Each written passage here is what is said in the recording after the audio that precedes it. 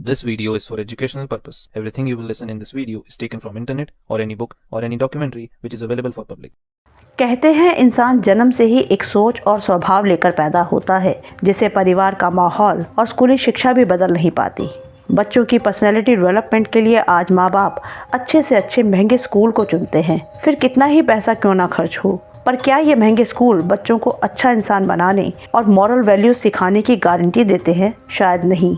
ऐसी ही है हमारी आज की कहानी, जहां एक समृद्ध परिवार में पले और नामी स्कूल में पढ़ने वाले बच्चे ने एक जघन्य अपराध कर डाला।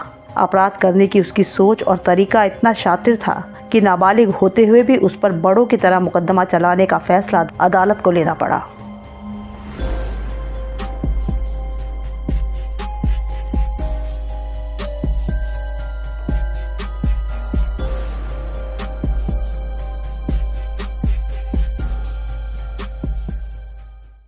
आज की हमारी कहानी है प्रद्युमन मर्डर केस की। प्रद्युमन ठाकुर के परिवार में उसके पिता वरुण चंद्र ठाकुर, मां ज्योति ठाकुर और बड़ी बहन विधि ठाकुर थी। 7 वर्षीय प्रद्युमन और 11 वर्षीय विधि दोनों गुरुग्राम के रेयान इंटरनेशनल स्कूल में पढ़ते थे। प्रद्युमन 2nd स्टैंडर्ड में था। प्यारा मासूम, घर में सबसे छोटा प्रद्युमन सबका लाडला था। पढ़ने में तेज था और उसे दोस्तों के साथ क्रिकेट खेलना बहुत पसंद था। पिता वरुण ठाकुर दोनों बच्चों को रोज स्कूल छोड़ने जाया करते थे। 8 सितंबर 2017 की सुबह भी वरुण ठाकुर प्रद्युमन और विधि को उनके स्कूल छोड़ने गए। सुबह 7:50 पर उन्होंने बच्चों को स्कूल गेट के बाहर छोड़ा। बच्चे मुस्कुराते हुए पापा को बाय करते हुए स्कूल में दाखिल हो गए।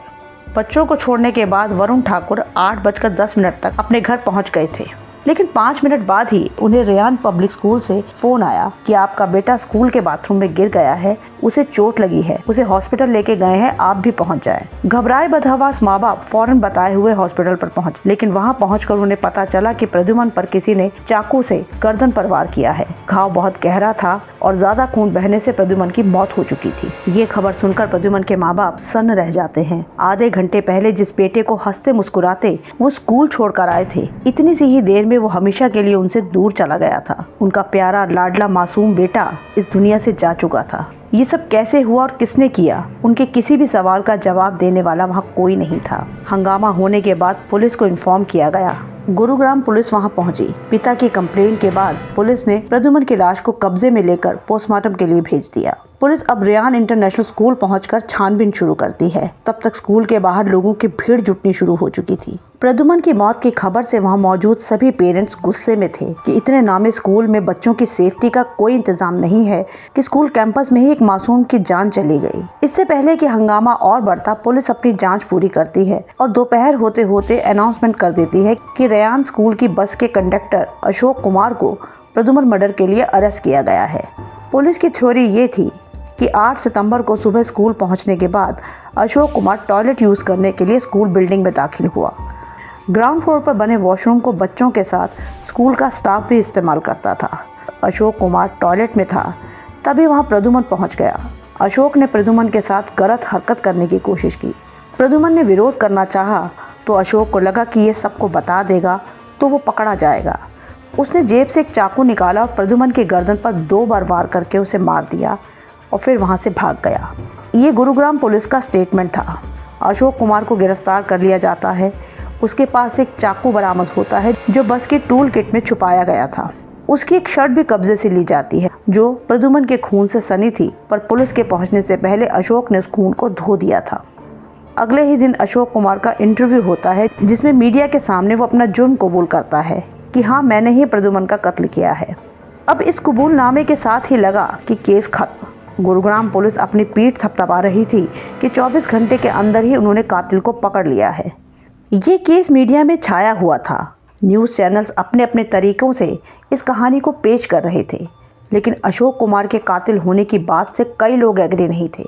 पब्लिक के साथ प्रद्युमन के माँ बाप भी पुलिस की स्टोरी को मानने को तैयार नहीं थे। उनका कहना था कि स्कूल में ज़रूर कुछ और हुआ है जिसे छुपाने के लिए कंडक्टर अशोक कुमार को फंसाया जा रहा है। उनकी ऐसी सोच के पीछे कई कारण थे। पहला, स्कूल का वो वॉशरूम ग्राउंड फ्लोर पर सबसे ज़्यादा इस्तेमाल होने वाला वॉशरूम था, जिसे स्कूल के बच्चों के साथ स्कूल स्टाफ के लोग भी यूज़ करते थे। ऐसे टॉयलेट में कोई भी कभी भी आ सकता था। दूसरा, छोटे बच्चे भी उस टॉयलेट को यूज़ करते थे, तो कहीं कोई छोटा बच्चा फंस ना जाए, इसलिए वॉशरूम के मेन डोर पर अंदर कोई कुंडी ही नहीं थी। तो ऐसे वॉशरूम में ऐसी हरकत करने का खतरा अशोक कुमार ने क्यों उठाया? फिर वो प्रद्युमन को जानता भी नहीं था। प्रद्युमन कभी स्कूल बस से आता जाता नहीं था। अब साइकोलॉजी कहती है कि इस तरह की हरकत करने वाले ज़्यादातर जान पहचान के बच्चों को ही अपना निशाना बनाते हैं, ताकि वो उन्हें आसानी से काबू कर सकें। तो अशोक कुमार सुबह सुबह स्कूल कैंपस के एक बिजी रहने वाले वॉशरूम में किसी अनजान बच्चे के साथ ऐसी हरकत करने का रिस्क क्यों लेगा, और ऐसी हरकत करने के लिए वो चाकू साथ लेकर क्यों जाएगा?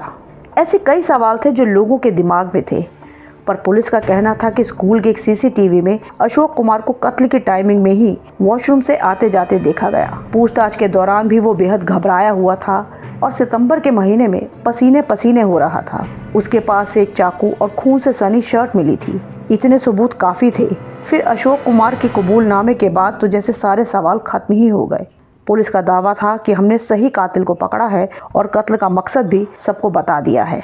पर प्रद्युमन के माता पिता पुलिस की इस थ्योरी से संतुष्ट नहीं थे। वो लगातार सीबीआई जांच की मांग कर रहे थे। जगह जगह प्रदर्शन भी हो रहे थे। जस्टिस फॉर प्रद्युमन की मुहिम चल रही थी।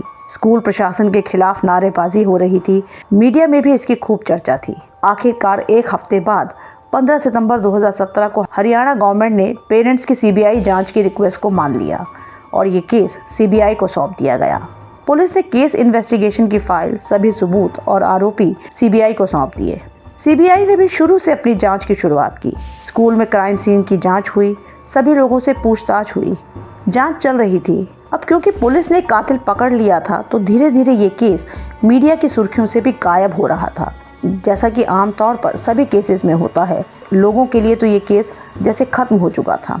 लेकिन सीबीआई जांच शुरू होने के 1.5 महीने के बाद 7 नवंबर 2017 को इस केस में एक नया खुलासा होता है, जिससे ये केस एक बार फिर से सुर्खियों में छा गया।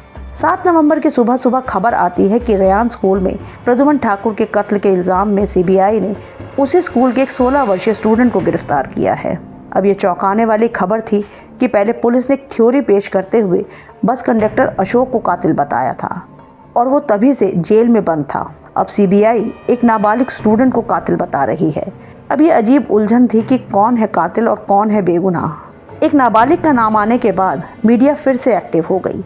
ये लड़का शहर की एक पॉश कॉलोनी का रहने वाला था और एक अमीर संपन्न परिवार से ताल्लुक़ रखता था। इसके पिता एक नामी वकील थे जिनका प्रॉपर्टी डीलिंग का भी काम था। वो करोड़ों की संपत्ति के मालिक थे। लड़के के पिता ने प्रेस में स्टेटमेंट दिया कि सीबीआई उनके नाबालिग बेटे को जानबूझकर फंसा रही है। अब क्योंकि ये लड़का नाबालिग था, इसीलिए इसकी पहचान हर जगह छुपाई गई। हम यहाँ इस लड़के का एक काल्पनिक नाम रख लेते हैं, सुनील। अब सुनील से सीबीआई कई दिनों से पूछताछ कर रही थी। बार बार उसे बुलाया जाता, पूछताछ होती और घर वापस भेज दिया जाता। पर 6 नवंबर को पूछताछ के बाद उसे घर नहीं भेजा गया और 7 नवंबर की सुबह उसके पिता के स्टेटमेंट के बाद सीबीआई ने बयान दिया कि सुनील को अरेस्ट कर लिया गया है क्योंकि वो ही असली कातिल है। अब सवाल ये था कि पुलिस ने अशोक कुमार का मकसद तो सेक्सुअल असॉल्ट बताया था, लेकिन इस कत्ल के पीछे 11वीं के स्टूडेंट का क्या मकसद था? तो सीबीआई की थ्योरी ये थी कि यह लड़का सुनील शुरू से ही जांच के घेरे में था।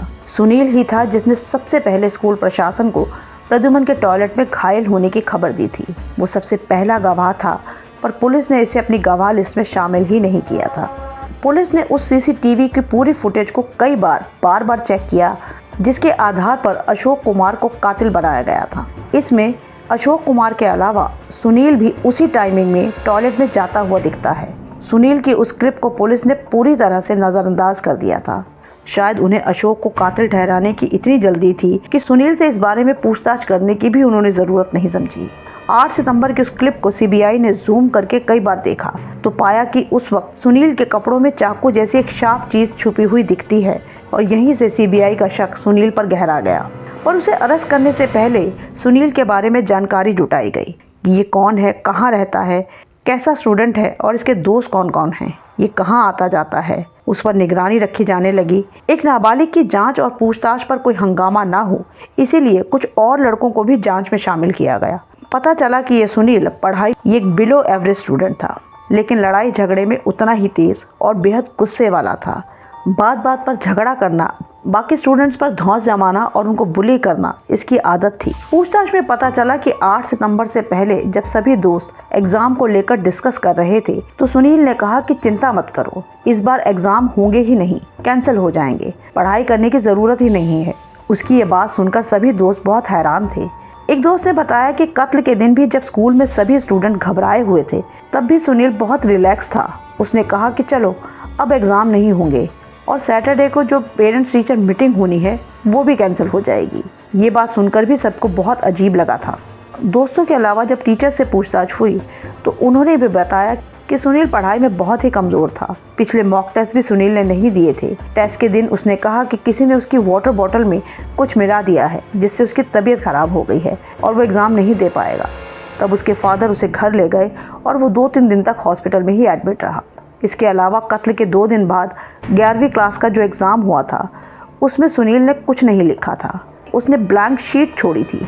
जब टीचर ने कारण पूछा तो उसने कहा कि प्रद्युमन की खून से लथपथ लाश का सीन उसे बार बार नजर आता है, उसके दिमाग पर असर हुआ है और उसे कुछ सूझ नहीं रहा, इसीलिए मैं कुछ लिख नहीं पा रहा हूँ। अब इन बयानों से सुनील पर शक तो हो रहा था, पर वो एक नाबालिग था, उसे अरेस्ट करके पूछताछ नहीं कर सकते थे। सीबीआई ने बहाने से सुनील के साथ 4-5 और लड़कों के मोबाइल फ़ोन लिए। सुनील के फ़ोन की पूरी डिटेल खंगाली गई। पता चला कि कत्ल के 1 हफ्ते पहले से ही वो इंटरनेट पर बहुत एक्टिव था। 2-3 दिन पहले भी वो सर्च कर रहा था कि जहर कैसे काम करता है, कहाँ से ख़रीदा जा सकता है, जहर का असर कितनी देर में होता है।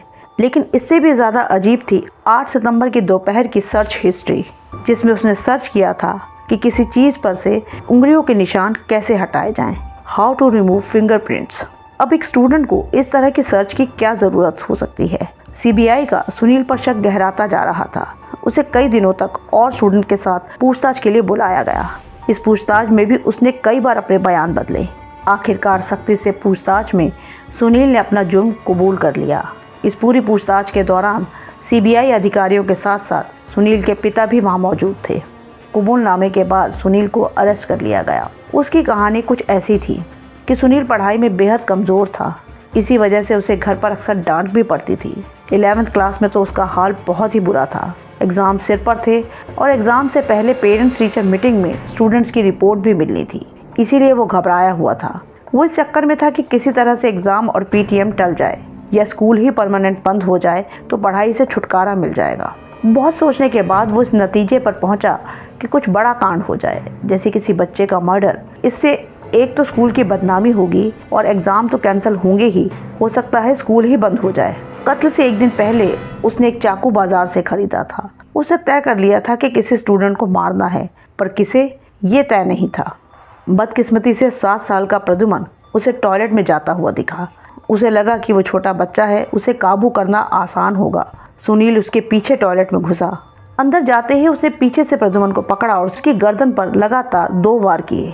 चाकू के तेज वार से प्रद्युमन घायल होकर वहीं गिर पड़ा। इसके बाद सुनील तेजी से वहां से बाहर निकल गया, लेकिन कुछ सेकंड के बाद ये फिर से टॉयलेट में लौटा और इस बार उसने बाहर आकर शोर मचाया कि एक स्टूडेंट टॉयलेट में घायल पड़ा है। स्कूल में हंगामा मच जाता है और इसी हंगामे के बीच सुनील वहाँ से हट जाता है।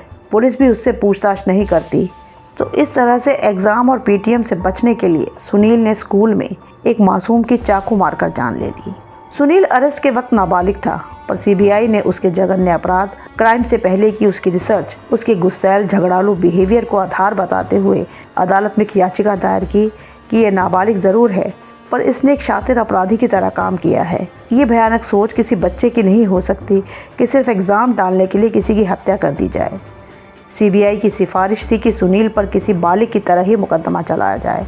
तब अदालत ने उनकी रिक्वेस्ट को माना कि सुनील पर किसी बालिग की तरह ही मुकदमा चलाया जाएगा, पर बालिग होने तक इसे बाल सुधार गृह में रखने का आदेश दिया गया। अदालत के इस फैसले को सुप्रीम कोर्ट में चैलेंज किया गया है, जिसका फैसला अभी तक नहीं आया है। पर इस पूरे मामले में रियान स्कूल पर कोई कार्यवाही नहीं की गई। स्कूल में बच्चों की सेफ्टी के हिसाब से बहुत लापरवाही बरती गई थी, जैसे स्कूल बाउंड्री वॉल का टूटा हुआ होना, बच्चों और स्टाफ का सेम वॉशरूम यूज करना, छोटे बच्चों के लिए किसी अटेंडेंट का ना होना। ऐसी ही कमियों के चलते हुए स्कूल प्रशासन के खिलाफ कोई सख्त एक्शन नहीं लिया गया। सीबीआई ने अपनी रिपोर्ट में कंडक्टर अशोक कुमार को क्लीन चिट दी है। उनका कहना था कि अशोक कुमार से बरामद चाकू हमेशा ही उसकी टूल किट में रहता था, लेकिन उसका इस्तेमाल इस मर्डर में नहीं हुआ है। 8 सितंबर की सुबह स्कूल में हंगामे के बाद अशोक ही घायल प्रद्युमन को उठाकर गाड़ी में लिटा कर आया था, जिससे उसकी शर्ट खून से सन गई थी और जिसे उसने बाद में धोया था। इसी शर्ट को पुलिस ने अशोक के खिलाफ सबूत बना दिया था। सीबीआई से क्लीन चिट मिलने के बाद 27 नवंबर 2017 को अशोक कुमार को जमानत मिल गई और उसके 3 महीने बाद 28 फरवरी 2018 को अदालत ने अशोक कुमार को सभी आरोपों से बरी कर दिया। रिहा होने के बाद अशोक ने प्रेस को बयान दिया कि गुरुग्राम पुलिस ने उसे बेरहमी से मारा पीटा था और उसे ज़बरदस्ती जुर्म कबूल करवाया था। अब इसके पीछे क्या साजिश थी? सीबीआई ने दोषी पुलिस वालों के खिलाफ कार्रवाई करते हुए 1 जनवरी 2021 में गुरुग्राम पुलिस के 4 पुलिस अधिकारियों पर आरोप भी लगाए, पर अभी तक किसी की भी गिरफ्तारी नहीं हो पाई है। अशोक को मुआवजा देने की मांग भी चल रही है, लेकिन ये केस अभी तक यूं ही अटका हुआ है। इस पर अभी तक सुनवाई ही शुरू नहीं हुई है। इसी वजह से 2017 में अरेस्ट होने के 5 साल बाद अक्टूबर 2022 में सुनील को भी जमानत मिल चुकी है। अगर आपको हमारा काम पसंद आ रहा है तो वीडियो को लाइक और चैनल को सब्सक्राइब ज़रूर कर लें। मिलते हैं नेक्स्ट वीडियो में।